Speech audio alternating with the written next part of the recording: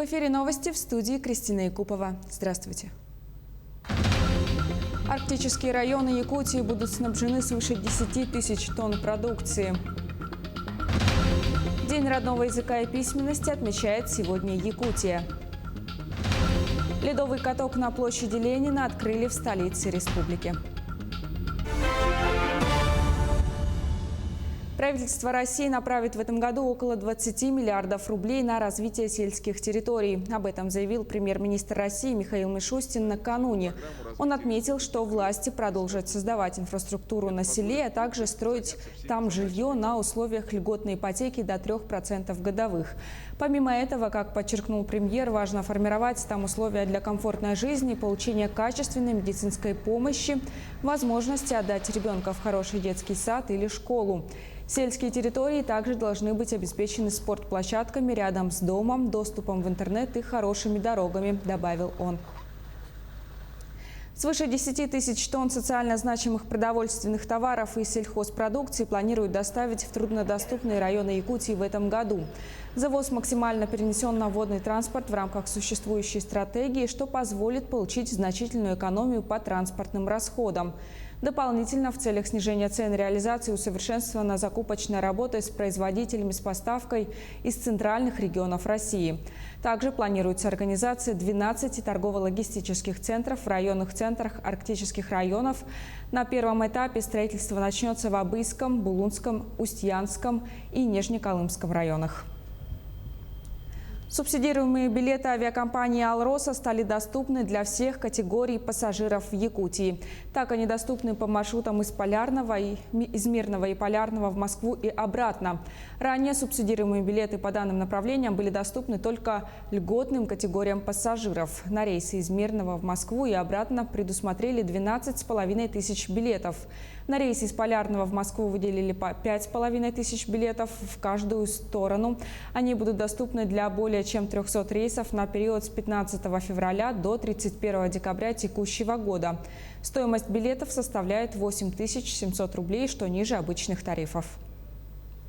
С момента принятия закона о сельском учителе прошло более 20 лет. Много изменилось не только в сфере образования, но и в жизни в целом. Депутаты Илтумен, ученые, педагогическое сообщество республики разрабатывают новый законопроект о сельском педагоге. Директор Сунтарского политехнического лицея, педагог с 49-летним стажем Олег Сосин с большим воодушевлением внес свои предложения, видения в проект этого закона. Я жду от этого закона о сельском педагоге, который бы создал условия, создал бы интерес для особенно молодых педагогов, чтобы они пришли работать в село. Вот, этот интерес должен государством стимулироваться.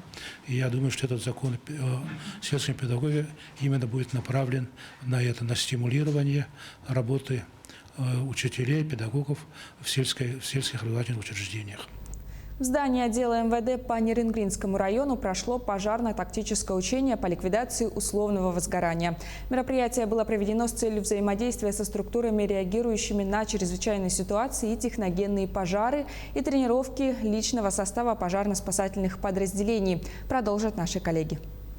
По замыслу проводимых учений в результате короткого замыкания произошло возгорание в помещении архива, расположенного на 3-м этаже здания МВД. Очаг возгорания обнаружили сотрудники ведомства, которые незамедлительно сообщили о происшествии в пожарную охрану, поставили в известность руководство объекта и приступили к эвакуации людей. По прибытию первых пожарных расчетов города на месте условного ЧП был развернут штаб пожаротушения. Подашь ствол на защиту 4-го этажа, как понял.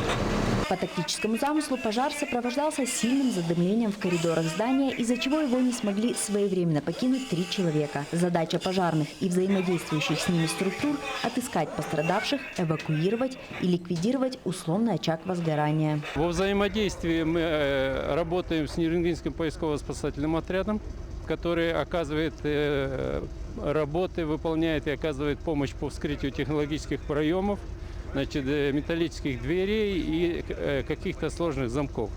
А также они прошли обучение по оказанию первой доврачебной помощи Значит, при наличии пострадавших мы передаем в их руки пострадавших, и они дальше до приезда скорой помощи проводят реанимационные или другие мероприятия. Во время подобных учений проверяются подъездные пути, исправность источников противопожарного водоснабжения, оснащение объекта противопожарным инвентарем, оценка готовности по эвакуации собственного персонала на начальной стадии. Общая оценка по итогам разбора тактических учений удовлетворительна. В 2021 году в соответствии с графиком гарнизонных мероприятий пожарной охраны запланировано 10 тактических учений для повышения боеготовности и взаимодействия со всеми структурами, реагирующими на чрезвычайные ситуации и техногенные пожары.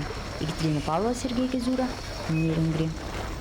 Первый заместитель председателя правительства региона Кирилл Бычков выступит сегодня с ежегодным отчетом исполнительных органов государственной власти республики по курируемому блоку.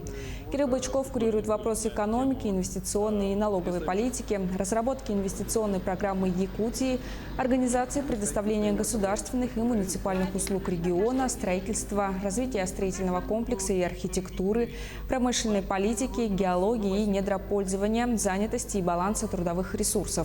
Прямой эфир будет транслироваться на телеканалах НВК «Саха», Якутия-24 и радио Т-Тим с 11 до 12:30 часов. Вопросы во время прямого эфира можете задавать по телефону 8 411 2 320 111. Также вопросы можете отправить на портал Якутия Клик. Республика по итогам прошлого года стала самой читающей в России. Об этом сообщил министр культуры и духовного развития республики Юрий Куприянов на ежегодном отчете правительства.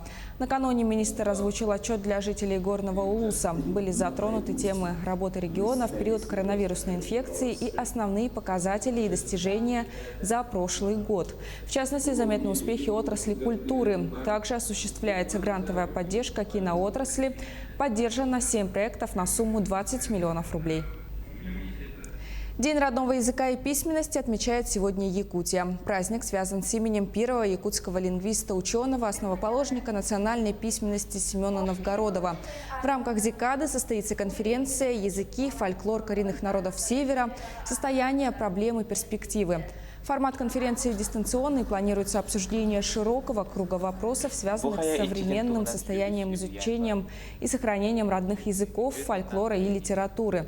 Будут проведены круглые столы, семинары, мастер-классы и выставки. Помимо этого, традиционно в этот день будет проведен якутский диктант в Национальной библиотеке города Якутска. Также к данной акции присоединятся улусы республики.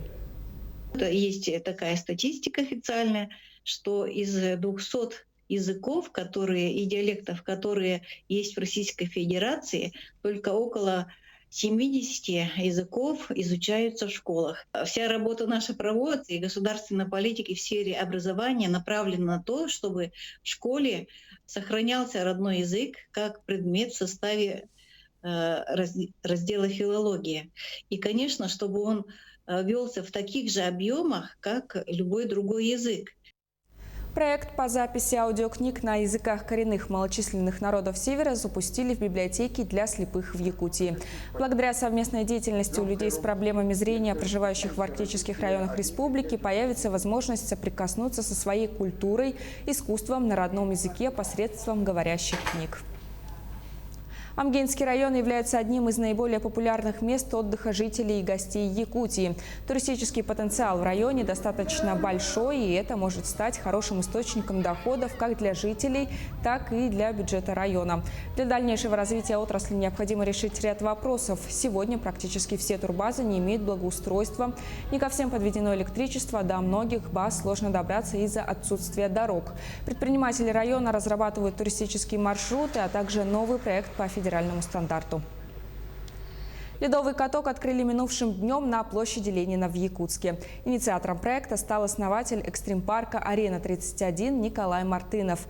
Каток обустроила компания «Водоканал» совместно с Советом отцов Якутска. Подробности в сюжете Ульяны Шагиной. Соскучились по льду и старый млад. Любитель катания 75-летний Дмитрий Колодезников катается на зависть многим молодым. Опыт у него большой и давно превратился в добрую традицию. Я катаюсь с 60-х годов. Мне возраст 75 лет. Те времена, вот талое озеро, теплое озеро, заливали. до обеда постоянно и чищение. А после обеда мы вечером катались, молодежь.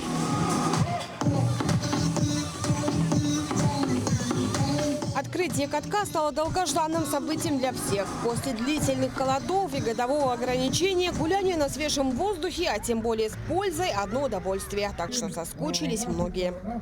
Мы живем тут неподалеку, Амосова 4. И сегодня вот пришли с внуками кататься. Ну, маленькая это еще не может, ей 2 годика. А вот 7 лет, и еще подойдет еще девочка 5 лет. Они будут кататься с удовольствием. По периметру каток украсили уличными фонарями, соорудили мини-кафе. Также заработал пункт проката коньков. Он будет работать ежедневно до последнего посетителя. Впервые каток в центре столицы открылся 4 года назад и с тех пор стал излюбленным местом для горожан. Идея в том, что тогда мы подали этот проект как эксперимент и спросили после того, как мы сделали этот каток, у горожан, нравится ли вам эта идея и прижилась ли она, мы начали изучать общественное мнение. Да, она прижилась, да, всем очень понравилось, но были определенные пожелания, допустим, чтобы он был не маленько красивее, маленько больше размерами, да, и вот эти вот пожелания мы с каждым годом пытались учесть, и вот мы сегодня видим, буквально на 4-й год, во что это превратилось. Обустройством катка занималась компания «Водоканал». На его заливку ушло порядка 200 кубометров воды. В этом году у нашего предприятия юбилей 80 лет. В честь этого мы запустили буквально вчера благотворительную акцию «80 добрых дел». И вот, наверное, это одно из, ну не наверное, точно вот одно из этих добрых дел, которые мы адресуем всему городу, всем гостям, всем жителям. Ну и, конечно, не забываем про меры предосторожности. Надеваем маски, заходя в кафе и в пункт проката. Пока прокат принимает по одному человеку, чтобы избежать столпотворения. Организаторы советуют по возможности приносить с собой коньки. Ульяна Шагина, Джулус Накентьев, Якутск. Якутские борцы взяли все медали в наилегчайшей весовой категории чемпионата Дальнего Востока, который проходит в Улан-Удэ. В весе до 57 килограммов было заявлено 12 участников из 3 регионов – Якутии, Бурятии и Забайкальского края. Звание победителя завоевал воспитанник тренера Ивана Дмитриева, 20-летний Уйгулан Иванов. Второе место занял Федор Постников, а Дмитрий Илларионов и Егор Вензель поделили 3-е места. Сегодня схватки продолжатся, будут разыграны медали в 4 категориях. На ковер выйдут 14 членов сборной Якутии.